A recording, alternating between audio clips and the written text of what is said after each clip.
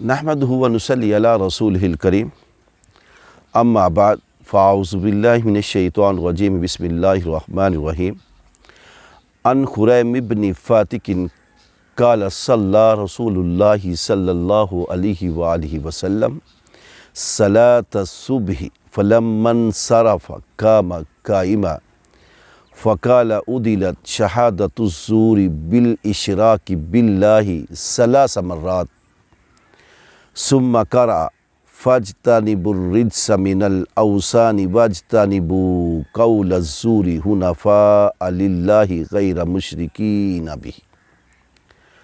हज़रत खुरैम बिन फ़ातिक रज़ी अल्लाह ताला अन्हो का बयान है कि रसूलुल्लाह सल्लल्लाहु अलैहि वालैहि वसल्लम ने सुबह की नमाज़ पढ़ाई और जब लोगों की तरफ रुख फेरा तो बैठे रहने की बजाय आप सीधे खड़े हो गए और 3 बार फरमाया, झूठी गवाही देना और शिर्क करना दोनों बराबर के गुनाह हैं।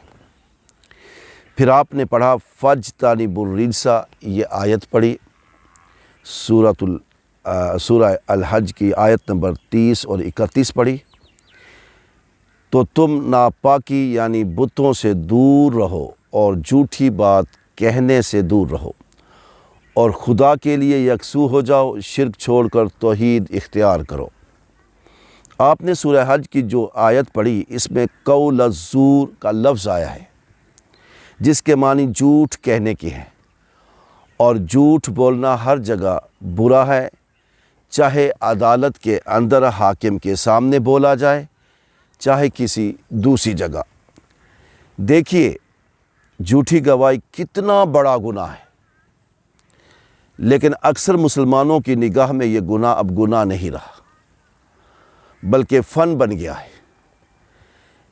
इनके दरमियान वो लोग अहमक समझे जाते हैं जो अदालत में अपने ईमान के दबाव से सच्ची गवाही देने की हिम्मत कर बैठते हैं।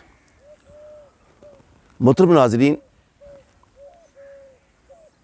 मैंने आपके सामने अबू दाऊद में से एक हदीस तिलावत की है जिसके रावी हज़रत खुरैम बिन फ़ातिक रज़ी अल्लाह ताला अन्हु हैं।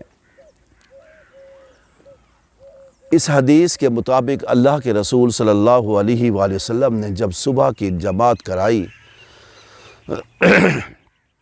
तो जमात के बाद आपने अपना रुख मुक्तदियों की तरफ फेरने की बजाय आप खड़े हो गए और आपने फरमाया, झूठी गवाही देना और शिर्क करना दोनों बराबर के गुनाह हैं। अब देखें, जहां हम शिर्क को सबसे बड़ा गुनाह समझते, जुल्म समझते, बड़ा गुनाह समझते, अब जब झूठी गवाही जो देने वाला है वो झूठी गवाही जब देगा तो उसका तो ये ज़हन होगा ना, वो क़यामत आखिरत पर ईमान नहीं रखता होगा, उसका यकीन पक्का और पुख्ता नहीं होगा, वो ईमान बिल्लाह नहीं रखता होगा,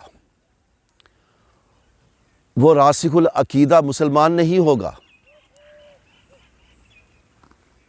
उसके दिल में ये नहीं होगा कि मैंने खुदा के सामने खड़ा होना है, मुझे इस झूठी गवाही का हिसाब किताब देना पड़ेगा,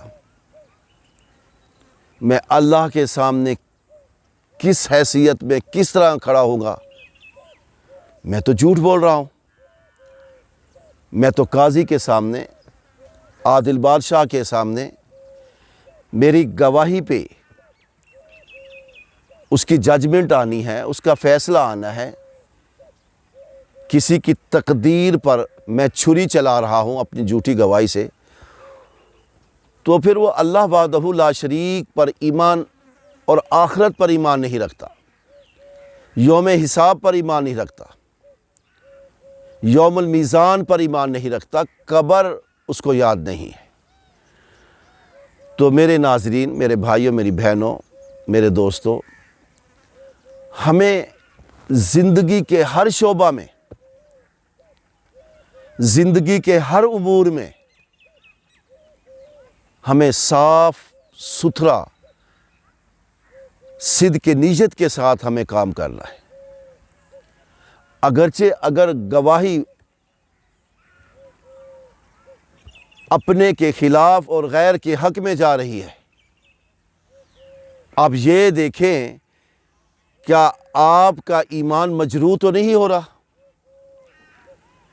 آپ یہ دیکھیں اس کی قیمت آپ کا ایمان تو نہیں ہے کہ آپ ایمان کو داؤ پہ لگا کر آپ جھوٹی گواہی دے رہے ہیں۔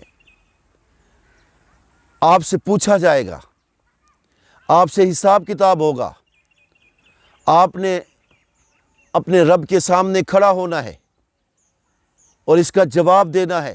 وہ عادل بادشاہ ہے۔ آپ دنیا کے درباروں اور عدالتوں سے بچ جائیں گے، لیکن اس دربار الہی سے کبھی نہیں بچ سکو گے۔ اب اس کو شرک کے برابر گناہ کیوں قرار دیا گیا؟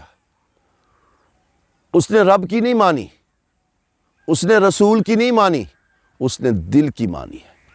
وہ رب کا پجاری نہیں ہے، وہ دل کی خواہشات کا پجاری ہے۔ وہ اپنی خواہشات کے بلبوتے پر اپنی زندگی بسر کر رہا ہے۔ اگر اسے خوف خدا ہوتا، اگر اسے خدا وحدہ لا شریک، اللہ وحدہ لا شریک یاد ہوتا تو کبھی بھی وہ جھوٹ نہ بولتا اور جھوٹی گواہی نہ دیتا۔ اب چونکہ اللہ کو چھوڑ کر اس نے اپنی خواہشات کی تابعداری کی ہے، رشتہ داروں کی تابعداری کی ہے، جس کے حق میں گواہی جھوٹی دی ہے وہ اس کی تابعداری کی ہے، تو اس نے اتنا بڑا گناہ کیا ہے جتنا بڑا شرک ہوتا ہے۔ جب خدا وحدہ لا شریک اللہ رب العالمین کی وحدانیت، اس کی کبریائی یاد ہوتی، اس کا جاہ و جلال یاد ہوتا، اس کی جہنم یاد ہوتی، اس کی قبر یاد ہوتی، موت یاد ہوتی، حشر نشر یاد ہوتا، حساب کتاب یاد ہوتا، یوم المیزان یاد ہوتا، تو وہ شخص اللہ کو یاد کرتے ہوئے ایمان کا سودا نہ کرتا۔ اس شخص نے جھوٹی گواہی دے کر شرک جتنا گناہ، شرک کے گناہ کے برابر اس نے گناہ کر دیا ہے۔ میرے دوستو، زندگی آنی جانی چیز ہے، یہ فانی ہے، اس کو باقی زندگی پر ترجیح نہ دو۔ الدنیا ظل زائل، دنیا ایک جھکتی چھاؤں ہے، دنیا پل بھر کے لیے ہے، کچھ دیر کے لیے۔ دنیا کی زندگی فانی ہے اور اخروی زندگی باقی ہے۔ ہمیں باقی پر فانی کو ترجیح نہیں دینی چاہیے۔ فانی تو ختم ہو، اب پتہ نہیں کسی وقت ہمیں بلاوا آ جائے، موت ہمیں دبوچ لے، پھر ہمیں اللہ کے سامنے کیا جواب دینا پڑے گا۔ یہاں تو جیسے تیسے گزر جائے گی، وہاں کیسے گزرے گی؟